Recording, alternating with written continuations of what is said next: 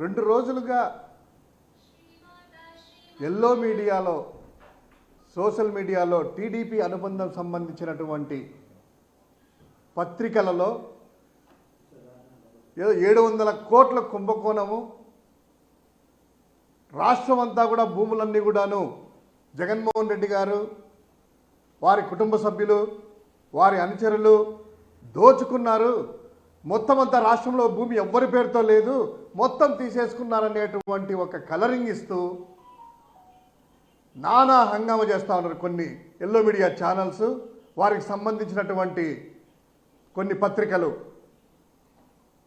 అసలు ఈ రాష్ట్రంలో రెండే జరుగుతున్నాయి. కూటమి ప్రభుత్వం ఏర్పడినప్పటి నుంచి 2 అంశాల మీదుగానే పరిపాలన అనేటువంటి జరుగుతూ ఉంది. ఒకటి డైవర్షన్ పాలిటిక్స్, డైవర్షన్.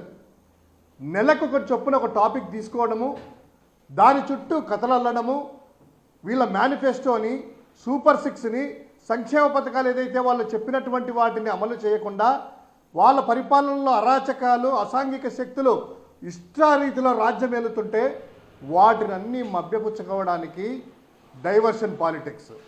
ఇక రెండవది వైఎస్ జగన్మోహన్ రెడ్డి గారిని, వారి కుటుంబ సభ్యులని, అదేవిధంగా వారితో ట్రావెల్ చేసే వాళ్ళందరినీ కూడాను వారి క్యారెక్టర్ని అసాసినేట్ చేసే విధంగా ఈ యొక్క 2 అంశాల మీదుగానే వారి యొక్క పరిపాలన జరుగుతూ ఉంది. మనం చూసాం గతంలో మదనపల్లి ఫైల్స్ అని ఒక నెల ఎత్తుకుంటారు, తిరుపతి లడ్డూలని ఒక ఫైల్ ఒక నెలలో, తర్వాత అదాని వ్యవహారం అని ఇంకొక నెలలో, తర్వాత ఆ విధంగా నెలకొకటి చొప్పున ఎత్తుకున్నారు. ఈ కొత్త సంవత్సరంలో మొన్న క్యాబినెట్లో క్లియర్ కట్గా తీర్మానాలు చేశారు. ఏంటివి? ఈ సంవత్సరం తల్లికి వందనం ఎగరగొడుతున్నాము, ఈ సంవత్సరం రైతుకు అన్నదాత సుఖీభావం ఎగరగొడుతున్నాము, రైతు భరోసా ఇవ్వట్లేదు అని క్లియర్ కట్గా చెప్పిన తర్వాత దాన్ని డైవర్ట్ చేయడానికి, ప్రజలందరూ కూడా దాన్ని డిస్కస్ చేయకుండా మర్చిపోవడానికి కొత్తగా ఈరోజు 700 కోట్లంట ఇబ్రహీంపట్నం ఆధారంగా ఒక కుంభకోణం జరిగిందంట, అందులో జగన్ గారంట, కుటుంబ సభ్యులంట, వైఎస్ సునీల్ గారంట వాళ్ళ తమ్ముడు కొత్తగా, వారి పిఏ కె నాగేశ్వర రెడ్డి అంట. వీళ్ళందరూ ఎట్లంటే ఒక ఫేక్ ఫ్యాక్టరీ, తెలుగుదేశం మేనేజ్ చేసేటువంటి ఒక వారి యొక్క ఐటీడీపీ కావచ్చు, సోషల్ మీడియా కావచ్చు, ఒక ఫేక్ ఫ్యాక్టరీ అనేటువంటిది ఒక ఫ్యాక్టరీ పెట్టుకొని ఆ ఫేక్ ఫ్యాక్టరీలో ఫేక్ న్యూస్ క్రియేట్ చేయడము, దాన్ని ఎల్లో మీడియాకు అందించడము, ఆ ఎల్లో మీడియా అదే అజెండాగా చేసుకొని దాని గురించి పుంఖాలుగా ప్రచురించడము, కథలుగా అల్లడము, ఆ వ్యక్తిత్వాన్ని హననం చేయడము, ఇదే పనిగా పెట్టుకున్నారు. అయ్యా 700 కోట్ల కుంభకోణం అంటున్నారు కదా, ఈ కుంభకోణంలో ఒక 2-3 ఛానల్స్ అయితే మరీ మితిమీరి, మరీ ఆవేశపడుతూ, మరీ ఎక్స్క్లూజివ్ అని, ఒక కథనాలని విచ్చలవిడిగా మీరు చేస్తున్నారు కదా. అందులో ఒక్క వాస్తవమైనా మీరు చూపిస్తారా? ఒక్క వాస్తవమైన దాన్ని నిరూపిస్తారా? ఒక కేఎన్ఆర్ కావచ్చు, జగన్మోహన్ రెడ్డి గారు కావచ్చు, భారతి గారంట, భారతి గారు బినామీ అంట. ఏమన్నా మనుషులైనా కనీసం వార్త వార్చేటప్పుడు అందులో ఈ సుమంతైనా కూడా నిజం ఉందా అనేటువంటిది ఆలోచన కూడా చెయ్యరు ఆలోచన కూడా. ఎందుకంటే మీకు తెలుసు ఇది ఫేక్ న్యూస్ అని, మీకు తెలుసు ఎవరి అజెండాలో మీరు రూపొందించేసి కథనాలు పెడుతున్నారని చెప్పేటువంటిది.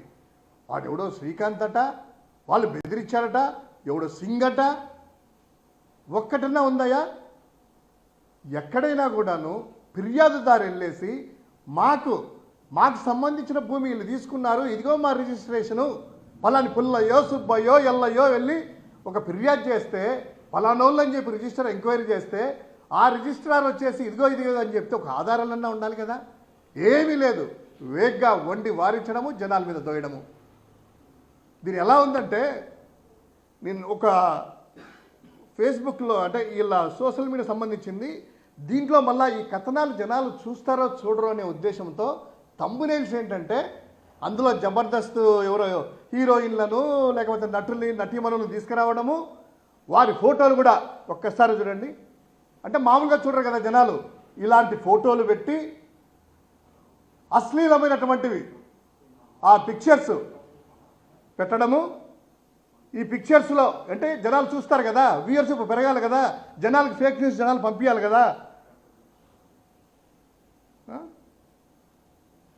ఇట్లాంటి బొమ్మలు పెట్టడము, ఆ హీరోయిన్లది జనాలు చూడాలని, ఈ థంబ్నెయిల్స్ ఈ ఫొటోస్ పెడితే జనాలు చూస్తారని, ఇటువంటి పిక్చర్స్ డర్టీ పిక్చర్స్ పెట్టి టైటిల్ 700 కోట్ల కుంభకోణం అని పెట్టడము, ఇవి వీళ్ళు చేసేటువంటి వ్యవహారం. దాని గురించి వైఎస్ఆర్ కాంగ్రెస్ పార్టీ దీన్ని సీరియస్గా తీసుకునింది. నిన్ననే ఈ తాడేపల్లి పోలీస్ స్టేషన్లో కూడాను వైఎస్ఆర్ కాంగ్రెస్ పార్టీ కంప్లైంట్ చేయడం జరిగింది. ఎవరైతే ప్రచురించారో ఈ ఛానల్స్, ఈ పత్రికలు, అది ఆన్లైన్ పేపర్స్ కావచ్చు, రెగ్యులర్ పేపర్స్ కావచ్చు, ఎవరు ప్రచురించారో వారందరి మీద కూడా వైఎస్ఆర్ కాంగ్రెస్ పార్టీ లీగల్ చర్యలు కూడా తీసుకుంటుంది అనేటువంటిది విషయాన్ని మీ అందరికీ చెప్తా ఉన్నాం.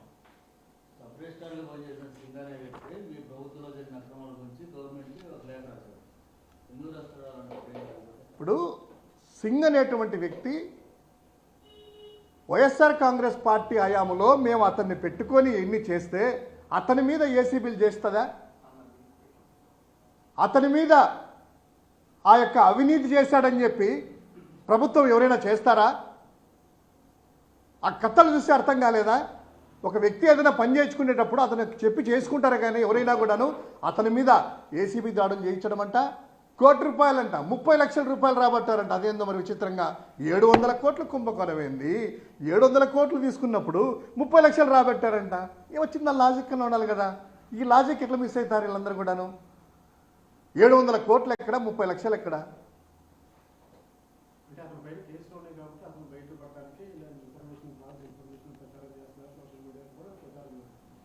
ఖచ్చితంగా దీని వెనక కుట్ర దాగి ఉంది.